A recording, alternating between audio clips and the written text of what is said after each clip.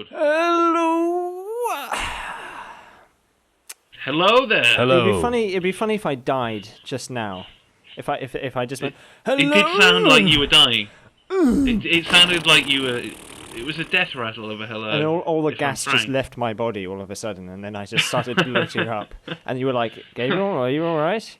Anyway, I'm not dead yet, although you can look forward to that in a future podcast, maybe. My name's Gabriel. I'm joined with Dan. Hello there. I'm Dan. And Roger. Hello. Roger. Yes. And this is our little podcast thing. This is the second week we're doing it. Very exciting. We haven't given up yet. Not yet. And we're going to start with a roundup of the news. Okay, Hector's out on the iPad. That's exciting, maybe. The Walking Dead has been released on a Facebook social network. And Hey, go on. I'm totally lost. None of this is on Mojo. Why is this not on Mojo? It's because it's not important. Also, the Infernal Machine. Someone's discovered something or something like that. And yes. Indiana Jones emailed the Tingler. Yes. And there's one other news post which is about this podcast. And that's the news. That's the whole news. That's everything that's happened. Last week, everything happened. This week, nothing has happened. But we're still doing a podcast because we're kind of like heroes in a way. It's much easier, I find, to do the podcast about the news when there's no news. Oh, there was that other news story. Actually, I forgot about that. The one about Ron Gilbert. Oh, are you talking about the thing that happened in at the conference? No. I don't know about that, but I was thinking of the one about him going into space. Well, that's the same thing. That's the same thing. What happened is he basically ran out of ideas, and he said, "This is what we're going to do now." Is he started inhaling helium balloons inside the tent, but he did way too much helium and started floating up, and the tent was not properly secured. I don't know whose fault it was, if it was the people who organised the conference or if whatever. The fact is, he took off in the tent and just didn't stop, and we saw him disappear in the sky. And the next thing I know, he's tweeted that he's in space. I was impressed that his phone worked that high. It was kind of an anticlimactic end to the conference, though, I'll say that. But, that's Ron Gilbert. It's funny because I looked at the sky that night and I could see like a little twinkling shooting star, and I was thinking, maybe that's Ron Gilbert, and maybe it was. Well, it turns out that he lost a lot of weight. He basically came back into the atmosphere after about 20 minutes. Oh yeah, I read about that. And he burned up. He burned up across. It was between, I think, Bristol. It went through Bristol, Cheltenham, Oxford, and then ended over Birmingham. And then he was in the atmosphere and he floated down. I don't know where he landed. I mean, no one seems to know where he is at all. No, I read an interview with one of his doctors that said that apparently he had a lot of radiation in space. Yes, he went through the Van Allen belt, but presumably that's a gross violation of the Hippocratic Oath. Right, well, I mean, the news of the world got to him and everything. You know how it is. Oh, well, the news of the world, yeah, I understand why they were talking. I mean, that makes sense. But what the tabloids are saying is that he's actually come back with so much radiation that he's grown a pair of actual breasts. Wow. And he's called Ronaldo Gilbert now. Bonus for Ron, then. Yeah. It's a bit unfortunate for his wife, but luckily she happens to be a lesbian. So actually, it's worked out very well. Hey, it all works out. By the way, we don't have much news apart from like the really important news about Ron Gilbert, obviously. But actually, I think we've sort of discussed that.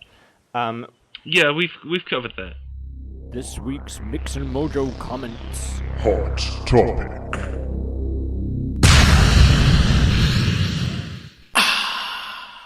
The Tingler made a post about his favourite film franchise, but halfway through it turned into a story about how he received an email from, like, I'm gonna just say this, okay? Paul Lefevre Is it Lefebvre? Lefebvre. It sounds like... Yes, from France. It sounds like what the French would say if you had the flu. No, you have Lefebvre. You have a Lefebvre. And he was the lead programmer on Infernal Machine, and he said, hey, it's been 10 years and no one's noticed this and this. And he's thrown out a couple of Easter eggs. And it's quite an interesting story if you're a fan of the Infernal Machine. Which I am. It's well, many people are, and it's elicited quite an interesting conversation between all of the big hitters of the Mojo universe. Yeah, it starts off with Schmargen. Yes. Who says... Really? Who says, really? Infernal Machine is your favorite?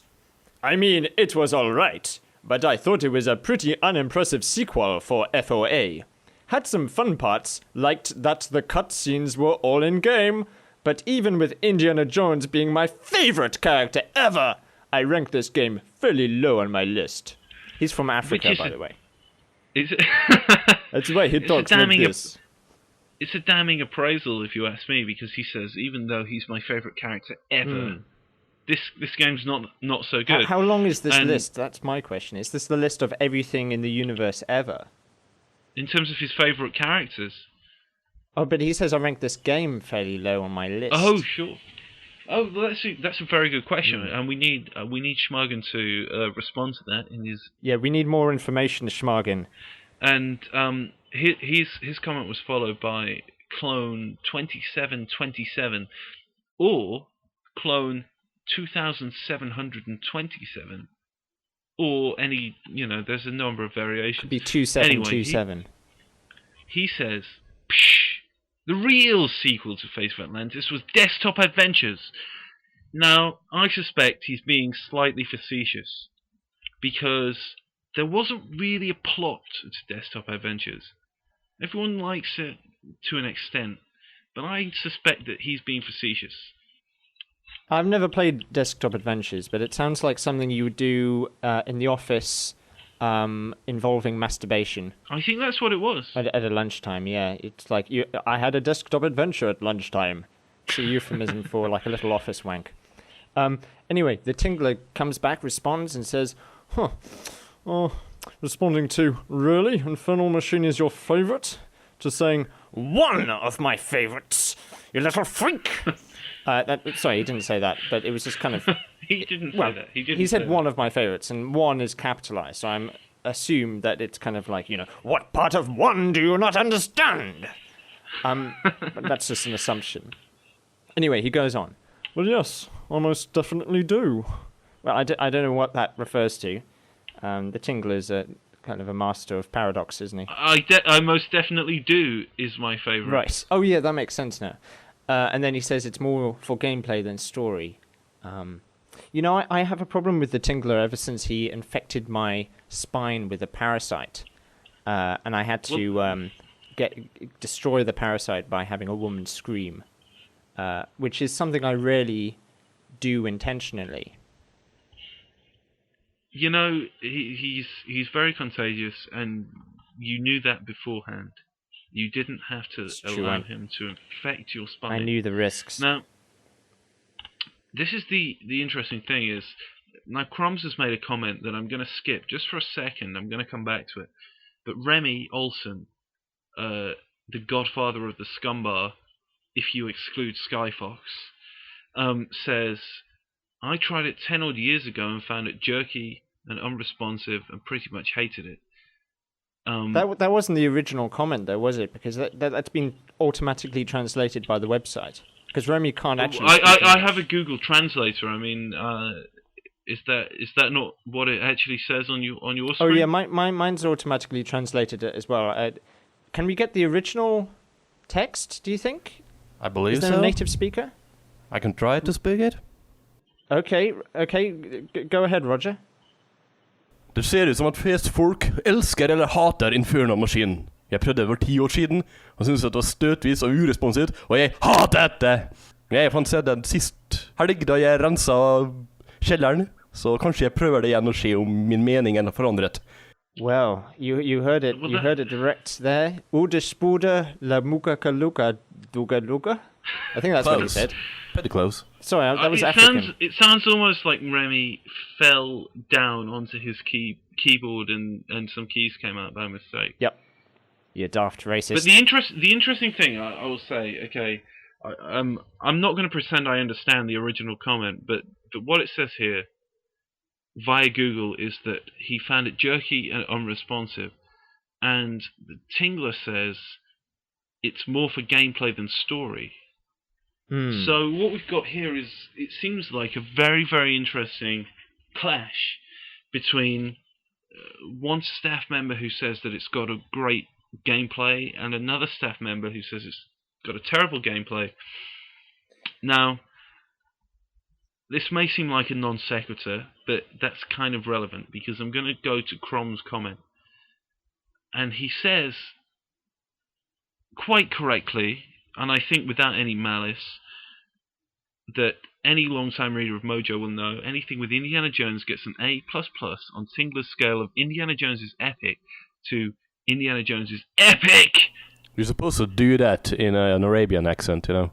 Oh, of course, he's Middle Eastern. Shh, you're not supposed to reveal that. You know, I'm scared to do it because I read that after Osama bin Hussein was captured, that apparently we're all at much greater risk of death by people from the Middle East. That's what I read, so I'm not going to do any impersonations that may be very well hilarious because of the inherent danger. But what I want to get to is, Crom says he loves indie in a way that only hipsters can understand. I think that pun may have just killed an entire village. It's Mojo's answer to the Lost Ark. Now, so what he's saying is he's just killed an entire village. It sounds like he has killed an entire village, but he's... Okay.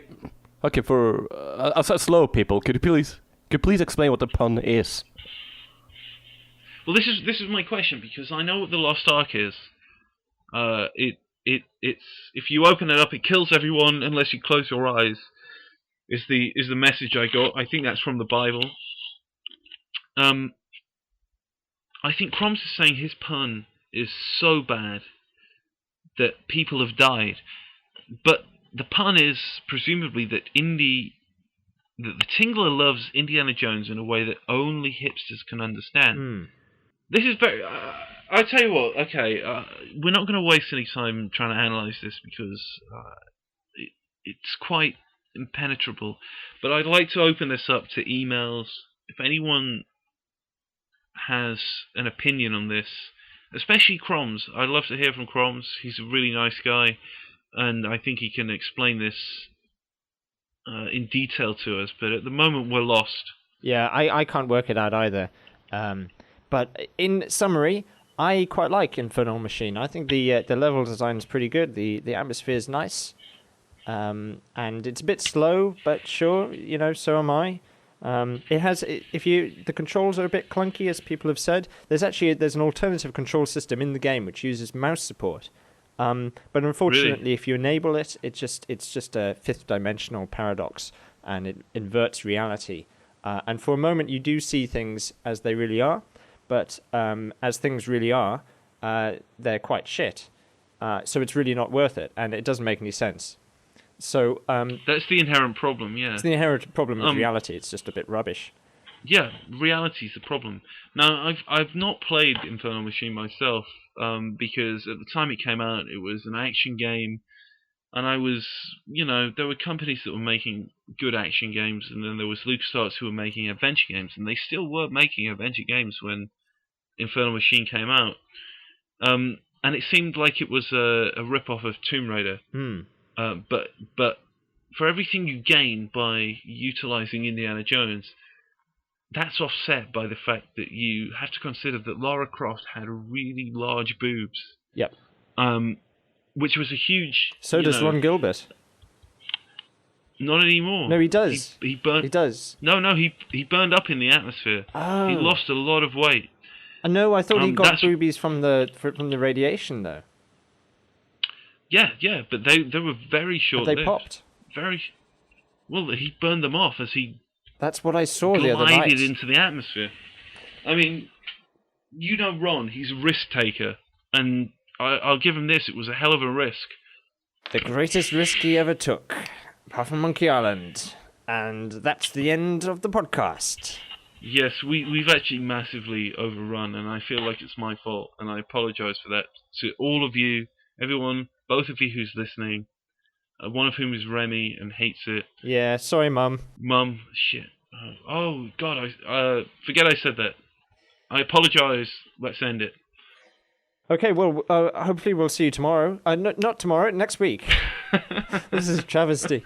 Okay, bye. Bye. Goodbye.